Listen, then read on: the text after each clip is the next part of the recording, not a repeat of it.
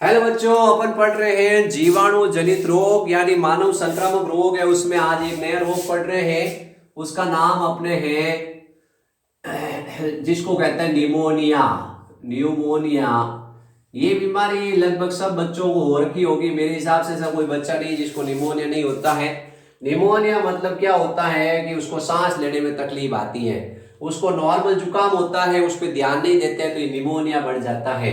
Pneumonia एक संक्रामक रोग है, यानी एक व्यक्ति से दूसरे व्यक्ति में फैलता है। सबसे पहले आपको याद रखना है, जब व्यक्ति खांसता है, जैसे किसी व्यक्ति ने खांसी की तो खांसी करता है तो खांसी में क्या होते हैं, छोटे छोटे बूंदक निकलते हैं।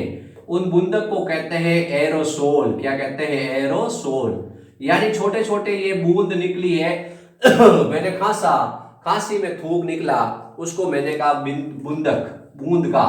इस बूंद के अंदर हजारों की संख्या में जीवाणु है।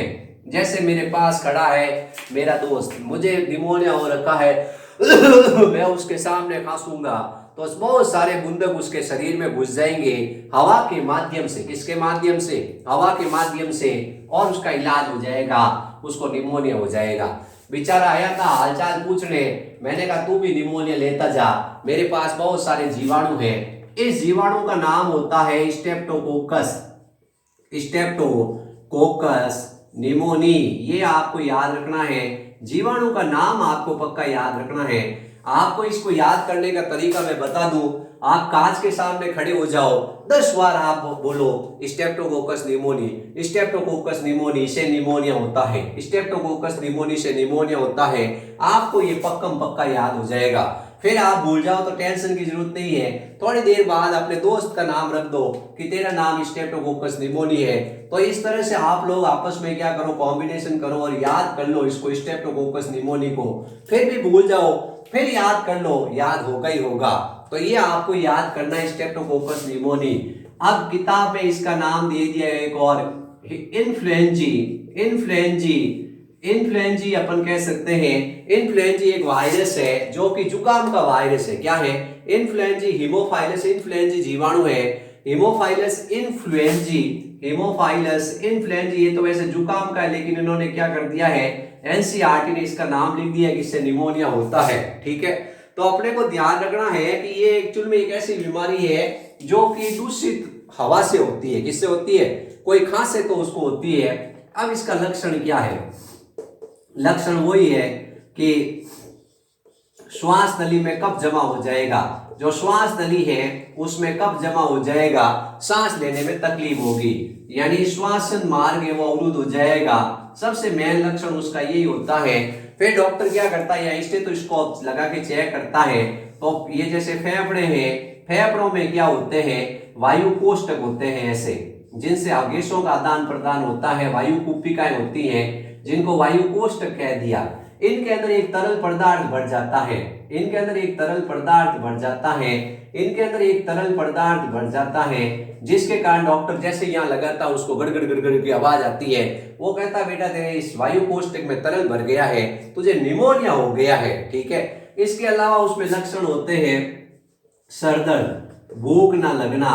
ठीक है, ये लक्षण भी उसको दिखाई देते हैं। कमजोरी, ठीक है, इसके अलावा उसमें क्या होता है, कमजोरी होगी, भूख होगा, भूख नहीं लगेगी, सॉरी भूख दर्द दिख दिया, आगे भूख नहीं लगना होता है। ठीक है, और इसके अलावा कमजोरी होती है। ये सब लक्षण उसमें दिखाई देते हैं। मेन लक्षण उसके फेफड़े संक्रमित होना होता है। ये बीमारी ज्यादा फैल जाती है तो व्यक्ति की मृत्यु भी हो जाती है। कई बच्चों पे ध्यान नहीं देते हैं माता पिता, तो निमोनिया होता है, उस निमोनिया से उस बच्चे की मृत्यु भी हो जाती है क्योंकि उसको फेफड़े उसके पूरे खा जाता है वो। इस तरह से ये बीमारी है निमोनिया, ये अपने को ध्यान रखना है। तो इस तरह क्या हुआ कि श्वास नली में कब जमा हो गया, श्वसन मार्ग अवरुद्ध हो गया, खांसी चलती रही, खांसता रहा वो व्यक्ति, उसके फेफड़ों के वायु कोष्ठों में तरल भर गया, उसको बुखार, सर दर्द और कमजोरी होने लगी। अब ये बीमारी जब ज्यादा तीव्र होगी तो उसके जो नाखून होंगे, अंगुली के नाखून आप देखोगे तो धूसर से नीले रंग के पड़ जाएंगे। धूसर से नीले रंग के नाखून है, इसका मतलब बीमारी बहुत ही अधिक फैल चुकी है।